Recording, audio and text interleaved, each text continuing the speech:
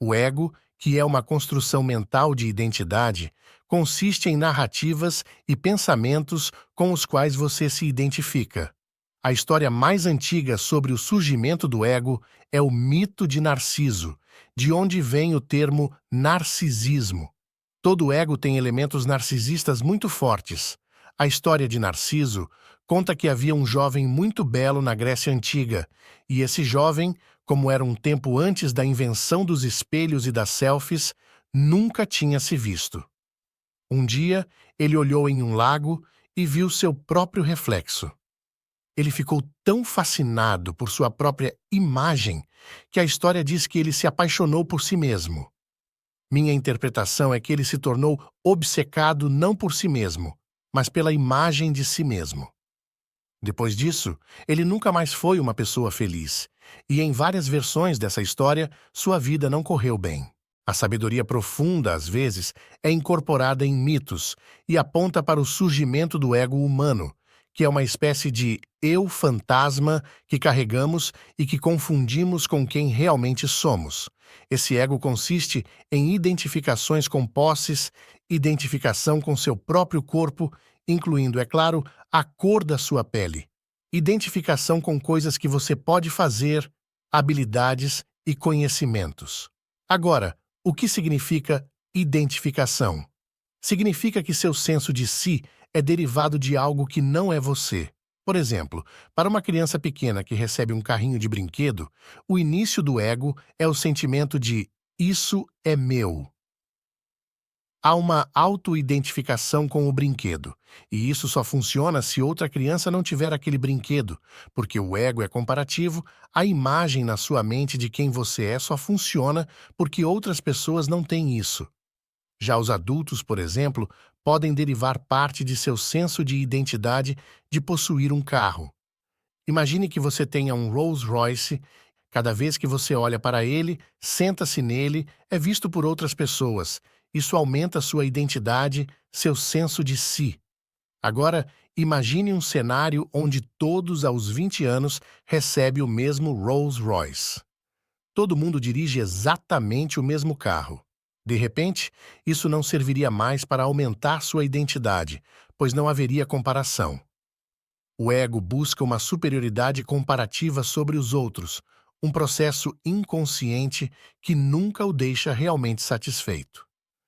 Há sempre uma sensação subjacente de falta, de não ser suficiente, porque o ego é apenas uma imagem mental que você confunde com quem você é, muitas vezes associada a uma narrativa em sua mente sobre sua vida.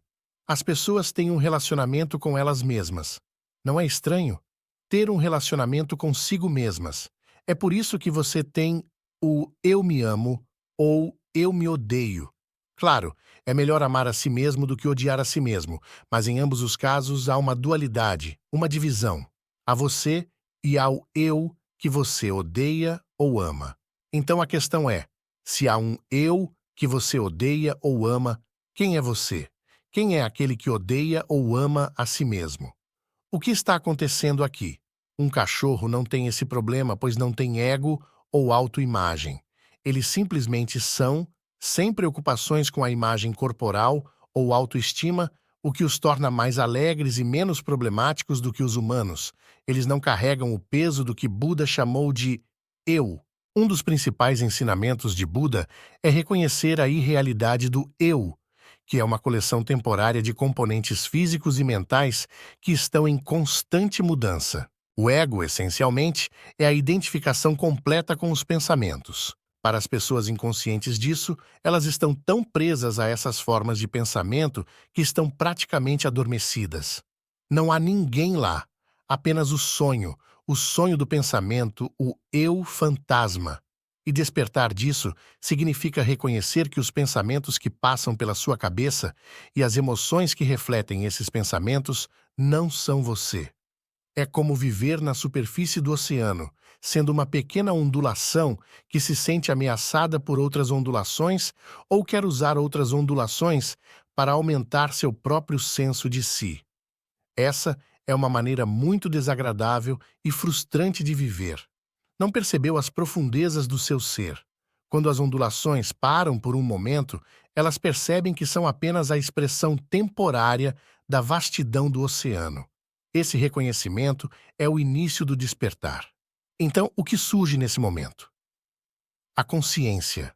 De repente você percebe que há uma dimensão de consciência em você que não está pensando, mas apenas consciente e observando o pensador. Os antigos ensinamentos, embora utilizassem termos e palavras diferentes, todos convergem para a mesma ideia: a possibilidade de perceber uma dimensão transcendente dentro de nós mesmos. Por exemplo, Buda usava a palavra shunyata, que muitas vezes é traduzida como vazio.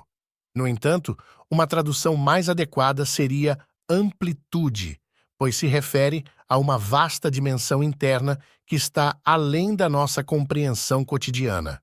Jesus, por sua vez, falava do reino dos céus. Este termo pode ser interpretado como uma dimensão de grandeza e consciência profunda que está dentro de cada um de nós. Essa ideia de reino dos céus não se refere a um lugar físico ou a algo que podemos ver com nossos olhos. Em vez disso, ele está dentro de nós. É a verdadeira essência de quem somos. É aquela parte mais profunda e autêntica que nos define em um nível espiritual. Quando você se conecta com essa essência interna, está, na verdade, se conectando com a essência do universo. Isso ocorre porque você, como ser humano, é um microcosmo do universo. Em outras palavras, você é uma pequena representação do todo. Portanto, ao reconhecer e compreender sua própria essência, o universo está se reconhecendo através de você. É como se, ao olhar para dentro de si mesmo e entender quem você realmente é, você estivesse também revelando uma parte do universo.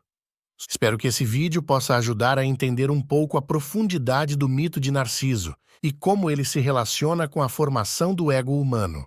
Que possamos levar essa compreensão adiante, buscando sempre a verdade interior e vivendo com autenticidade e plenitude.